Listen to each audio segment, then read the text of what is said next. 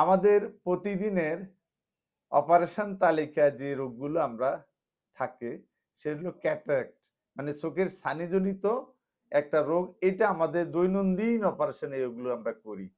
আরেকটা হলো আমাদের চোখের নেত্রনালী, নালী সংক্রান্ত, যেটাকে আমরা ড্যাক্রোসিস্টাইটিস বলি, সেটাও একটা অপারেশন তালিকা থাকে।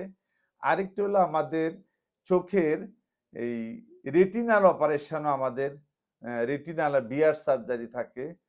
তারপর হলো আমাদের চোখের বাহিরে একটা পর্দা থাকে, লাল পর্দা, যেটাকে আমরা টেরিজিয়াম বলি।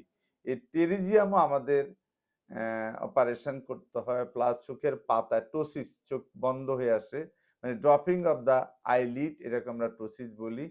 সেটাও একটা অপারেশন আমাদের রুটিন তালিকায় থাকে। আরেকটা হলো ক্যালাজিয়ন, চোখের পাতায় এক ধরনের অঞ্জলি হয়ে এটা শক্ত হয়ে টিউমার মতো হয়। এই রুটিনগুলো একটা হলো ক্যাটারাক্ট সার্জারি, নেত্রনালী সার্জারি, রেটিনাল সার্জারি, সেটা রেটিনাল ডিটাচমেন্ট হোক, ভিট্রাস হ্যামারেজ হোক, বা ম্যাকুলার হোল হতে পারে।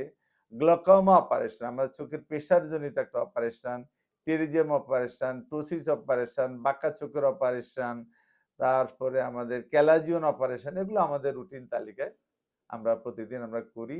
রুগীদের বলবো ভয়ের কোনো কারণ নাই, এটা একটা ছোট্ট সার্জারি চোখের। এগুলো নিয়ে আমাদের রুগীদের চিন্তিত হওয়ার এবং ভয় পাওয়ার কোনো কারণ নাই।